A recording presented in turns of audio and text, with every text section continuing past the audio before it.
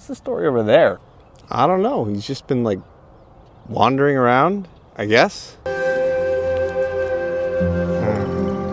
Yeah, that seems like a strange dude. Have any of you seen a monster? Oh, oh my. I don't like any of this. What, my voice? Well, I mean, yeah, you're like a discount bargain bin Timu Geralt. A little hurtful, because it is my voice. Yeah, dude, that's worse than Trollo. If you think Trollo's bad, you should hear vercingainoroux. Hold the phone now. What's the problem with my voice? I don't think I should have to answer that. Whatever, I don't have time for this. Have you seen a monster or not? I'm gonna level with you. I got no idea what you're talking about. Fine, okay.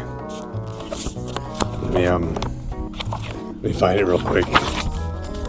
Oh, great. Homework.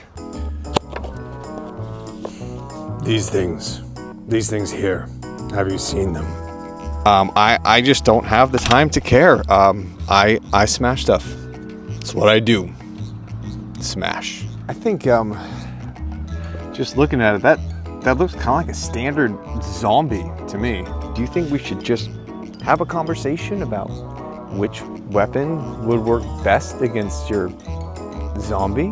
Look, a witcher uses a sword. If we're talking zombies, don't you think we'd be better suited with a spear and a short sword than anything else? Well, not just any sword. A witcher sword, a silver sword. Plus, I'm like super strong and, you know, super fast. You should use a man's weapon, like an axe. Also, you look ridiculous. I feel like less of a man by simply looking at you. You know, I'm glad we're having this conversation because I have seen countless zombie movies, countless zombie shows, countless YouTube videos, and not one has ever mentioned a sling. Fine, we can discuss, but I want to point out that all of you are just horrible people. Welcome back, ladies and gentlemen, boys and girls, nerd and nerdettes. Now, there's no shortage of discussion about zombie apocalypse or what weapon would be best or anything aside from, you know, modern day firearms and such.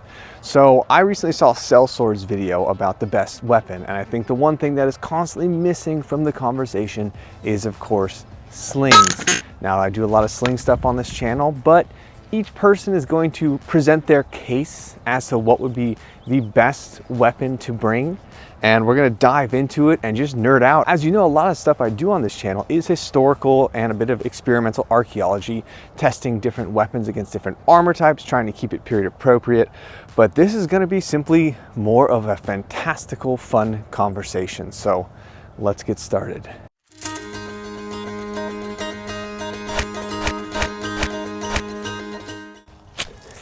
Anyone who knows anything knows there's going to be one right answer, and that is the bow. I'm not talking about the compound bow, I'm not talking about a crossbow. I've used crossbows before. They are cool, but they do have a tendency to fail, and they jam up. There's a lot of components, a lot of parts. The benefit of this is a piece of wood and a string. It will degrade over time, but you have high accuracy with the bow. You have a high rate of fire. And with the crossbow, you have a slower time to reload, and I would say volume of arrows is key. Sure, it takes a little bit longer to learn, and this is of course a heavier bow, 130 pounds, so it's gonna have more draw weight. It's gonna take more time to get the strength to utilize it well. But the benefit is you're gonna be launching really, really heavy arrows downrange. Going for the head, a skull is very thick, it's very strong. And you're gonna wanna make sure you have enough mass to push through into the brain and take out the undead, because hitting anywhere else isn't really gonna do much. You're just gonna be wasting arrows. Now the other benefit, of course, is that arrows are quiet. They don't make a lot of noise when they go through the air. They're not gonna bring a lot of attention to you. So if you're loosing a bunch of arrows from a higher vantage point, it's not gonna make a lot of noise, not gonna make a lot of fuss. And so you have the ability to be stealthy, move through where you want to go. You can hopefully reclaim those arrows, unlike a bullet, which is dispensable. You have the ability to reuse them.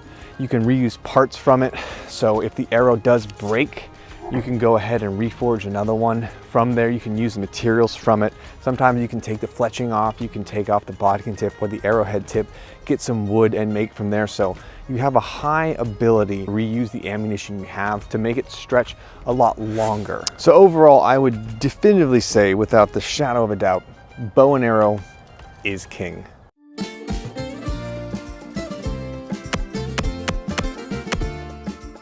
All right, okay, Ranger, you had your say. Now it's my turn. So what makes a humble sling such a great zombie weapon? Well, first and foremost, they are relatively easy to make. This one here is a little more complicated. It's woven together, it's jute twine, so it takes a little more skill. However, you can make a perfectly serviceable sling out of just paracord. Next thing you got going for you, of course, you can find ammo literally anywhere. You go walking down the street, it doesn't even have to be this here, broken piece of concrete. You can sling a broken piece of concrete and you can get enough energy and momentum to do damage. So you find ammo literally anywhere. You don't have to worry about restocking your arrows, rebuilding things, or even ammunition. You literally can just go grab it and you got something ready to go. Next up, you have the power. In the most recent video I did with the cow bone, I was able to crack those thick ribs with the sling, even behind quilted armor and mail. And so you have enough power to pop something in the head. When I did the ballistic dummy test as well, that was enough to basically break into the skull and the head. The only thing about these that is difficult is the barrier to entry. To get anywhere accurate, like a semblance of accuracy with the sling, takes a long amount of time, for more than like 20 yards even. You know, even at 10 yards, it can be difficult. So it takes a lot of time to try and master and get good at it. But when you do, you have a quick release and a quick fire as well. So you don't need to keep swinging it over your head over and over. You really can literally just have it and do a quick snapshot with it and get just as much speed and power as if you were to spin it over your head as well. So you can quick fire that. You have the ability to reload relatively quickly also, because you can hold some in your hand. There's even manuscripts saying they could hold multiple rocks in between their fingers as well. So you have that rock in between your finger and you can place one in and then go and loose it. And you get to the other one and you can drop that in and you can go and just keep going like that. So you can have 5 quick shots in a row. And lastly, one of the great things about it is it's a wonderful distraction tool. You don't need a rock in it. You can just take a dirt clod. Let's say you need to get from A to B and there's a horde or there's zombies over there. You can take that dirt clod, throw it, have it drop, make some noise, and then they're gonna turn their heads, hopefully, and you can move. So you have the ability to really throw a lot farther than you would with your arm. So even if you're not hitting it, you can distract, hopefully, to be able to move and get out of the way. So sure, bow and arrow is cool and all, and it's a little bit easier to learn oftentimes to hit a target, but I would say with the skill threshold, if you can get good with the sling, that's gonna be your best chance, bar none.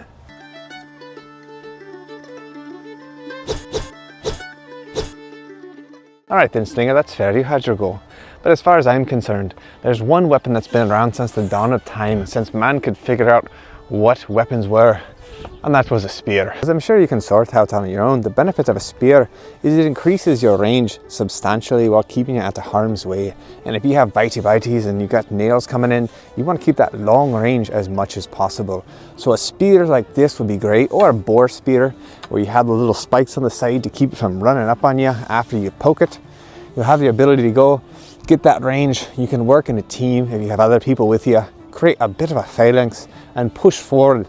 And you can also get really good accuracy with a spear. It's not that hard to aim where you want to go, and you can really increase that range, increase that distance, and keep yourself out of harm's way. And then as well, in culmination with the spear, you're gonna want yourself a short sword. So there's a chance that it's gonna come up.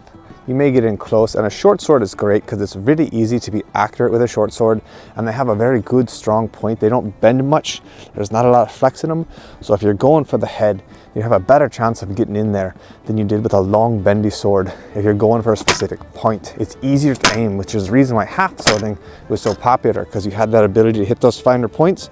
With something like this, it's basically half swording already. It's a large dagger. You can be very accurate with it, eyes and vital points and things like that to put them down instantly. So you don't have to spend too much time engaging with them. You can get a quick strike, get out, get your speeder, get some distance again, and you can move in from there. You could even hold it in the offhand because it's very light. So you could have it in your hand like this. You have that good combination. You can really thrust out if you want to.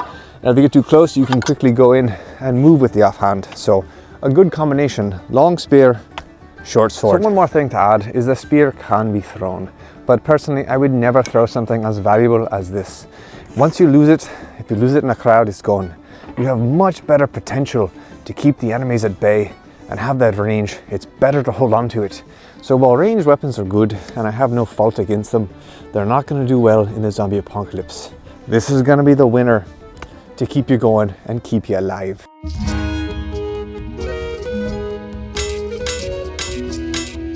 All right, it's time for the real discussion. The perfect zombie weapon is a sword. The reason why swords are so good is because it's a long thrusting weapon. They vary in length, of course. Something shorter would be better than an overly cumbersome one. They are very fast when you move with them. In addition to that, it's 3 weapons in one. You have the spear, so you thrust, you have the slash, and then you also have the pummel for a pummel strike against the undead. And if they're mushy, like mine are, you can mush them up. In addition to that, they're easy to carry and move around with. You can carry 2 on your persons at any time relatively quickly without hampering range of motion. So you can move quickly, you can run quickly without it. They are also quick to remove. You can draw them fast, so you can be ready at a moment's notice. The sheath is very, very useful for that because you can have it in a safe position, and then when you want to use it, you can draw it out very quickly. They do, however, require care consistently. They can rust easy if they're made of carbon steel. In addition to that, the edge does go down quickly if you're chopping through things. Frequently, you're gonna need to constantly sharpen the sword. A dull sword will do nothing. It's just gonna bounce off them. It doesn't have enough mass to do big damage. So the strength of that sword really lies in the sharpness of that sword. So it needs to be cared for carefully in order to maximize the utility of the weapon. But lastly and most importantly, they look incredibly cool. So if you want to go to the zombie apocalypse in style and hunt some monsters, you're gonna need a good sword.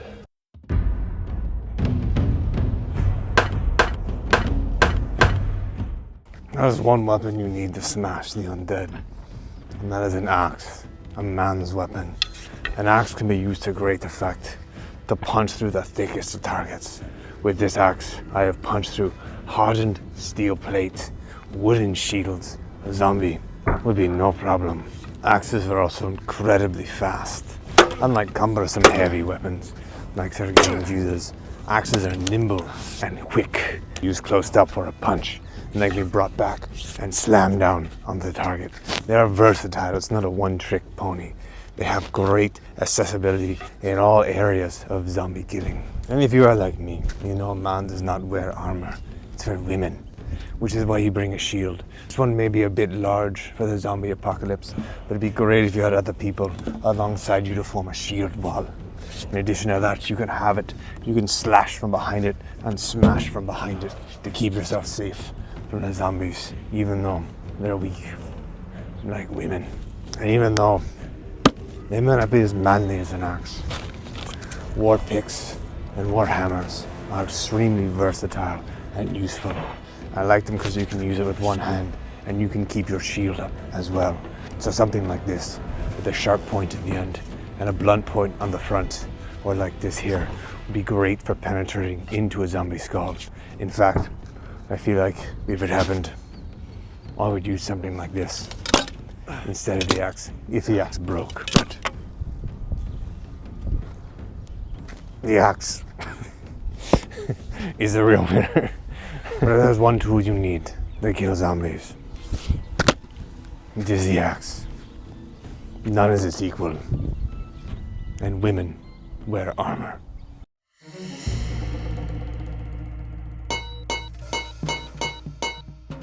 All right, everybody, it is time for the heavies.